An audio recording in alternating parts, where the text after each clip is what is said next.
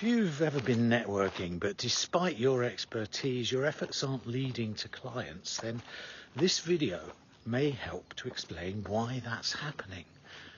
Because for a long time, frankly speaking, networking didn't work for me either. I remember arriving in Shanghai back in 2014, still disorientated from the vast size of the city, the pace and the sense that pretty much everything was already in motion, and being told confidently there are 3 ways to bring in business: cold calling, networking and referrals. Now, I didn't have any clients to refer me. I hated cold calling, so that left me with one choice: networking. Now, that activity sounds simple enough, but what that actually meant in practice was this: walking into rooms full of people that I just didn't know, in a city that was totally unfamiliar, and with no real sense of what I was supposed to do or to say once I actually got in front of someone, and then trying somehow, some way to make something useful happen. Now, I wasn't exactly opposed to it, but I certainly didn't trust it. It felt to me vague and pushy, needy, and just frankly ill-defined. Now, the first event I attended was to be held at the offices of the British Chamber of Commerce, and I remember arriving early, full of eagerness, neither of which was particularly a good idea in such a situation. The room was only slowly really starting to fill up. There were a small group or two forming in a corner here and there. People but were greeting each other, though, with an ease that suggested that they'd done this many times before, and I had this very particular feeling of being both present in the room but slightly outside the room at the same time, because there I was holding a drink that I wasn't really interested in drinking, trying to look as though I was interested, trying to look as though I belonged, whilst quietly observing how everyone else seemed to manage it. Now, it turns out there's a kind of choreography that occurs in those environments. People sort of move in arcs. They join conversations, they leave them, then they reform elsewhere. There's a rhythm, a tempo, a pace to the whole thing. And if you don't understand that rhythm and that tempo and that pace, then naturally you feel out of step. And that is exactly how I felt, out of step, until I met a gentleman by the name of Ian.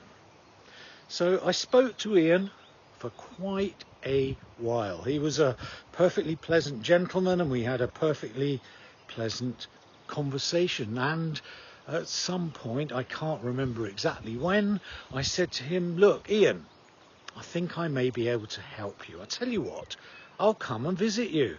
Ian smiled and said, "I live in Ningbo." "No problem," I said. Now, that kind of confidence that I was demonstrating in those moments, well, let's just say it wasn't exactly grounded in firm knowledge. It was more really my sense that I should say something positive and something proactive to Ian. After all, here was a fellow Brit. Here was an opportunity to land my very first client. And so that was what I said: "I'll come and meet you," because at that point I had absolutely no idea where Ningbo was. It sounded close enough, perhaps a village nearby. It wasn't either close or anything like a village. Now, the journey to Ningbo itself was, let's just say, revealing. China's high-speed trains, they're extraordinarily efficient, they're quiet, they're smooth, and they're almost frighteningly rapid. You sit there watching the landscape move past, cities dissolving into an industrial kind of a blur, and then stretches of vast countryside, and then back into the dense concrete jungles, and you realise just how massive the continent of China really is.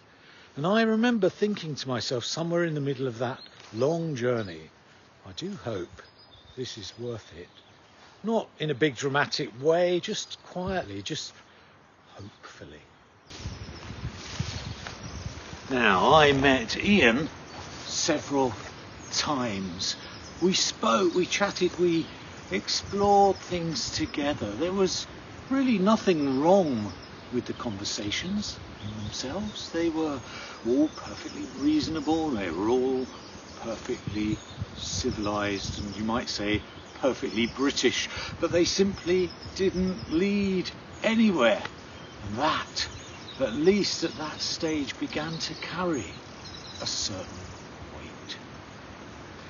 Now, this is the point at which most people stop, because, well, it looks like nothing is happening, because effort feels heavy when it isn't leading to anything.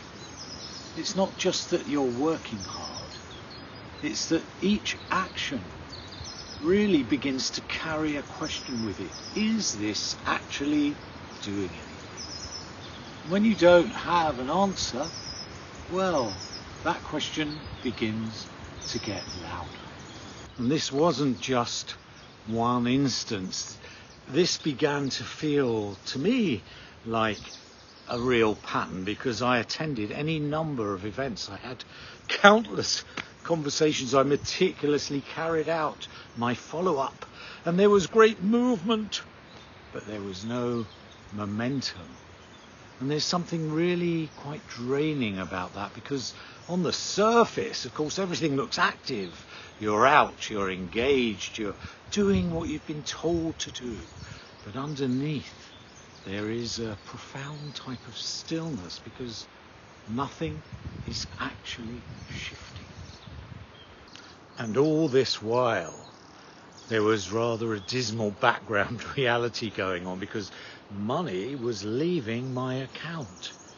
Not in any big lump sums, and certainly not recklessly, but steadily, daily. Every train journey that I took, every taxi that I took, every event I attended, every evening I had to buy drinks. And when you're already under pressure, well, that steady financial loss begins to feel truly significant. In fact, more significant than it actually is. Now, what I didn't realize at the time was that somebody else was watching my efforts. Not in any formal sense of being watched over, but the senior manager in the office had noticed something about me. Now, it certainly wasn't my success. It certainly wasn't all the clients I was bringing in, but it was my behavior, my willingness to travel vast distances, my determined ability to follow through, to keep going when nothing obvious was coming back. And those things, those qualities, those aspects register. So even when you think nothing is happening, something is going on in the background. And so the senior manager personally introduced me to my next contact. And that gentleman was also based in Ningbo, but the conversation felt completely different from the one I had with Ian. There was less of that initial distance. There was less need for me to establish my credibility from scratch. And when we spoke, well, there was something really more immediate, because it turned out that this man's wife had a substantial pension back in the UK, and she became my first really significant piece of business. And I remember that moment very clearly, not because it was a really spectacular moment, but because it was real. Something had actually happened. I had been expecting a straight line, that my effort would lead directly to an outcome. But what was actually happening was something really far more indirect. My effort was, in effect, creating a kind of visibility. And that visibility was creating trust. And that trust eventually was creating opportunity. It just wasn't in a straight line. So what I had misunderstood really was the nature of the networking process itself, because I'd expected things really to move in a direct line, a conversation that led to an immediate opportunity and then led to tangible outcomes.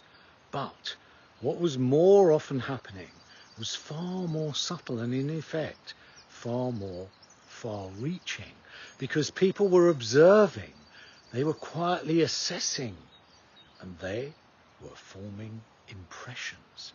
And then those impressions, well, they needed to accumulate over time until at some point something shifted.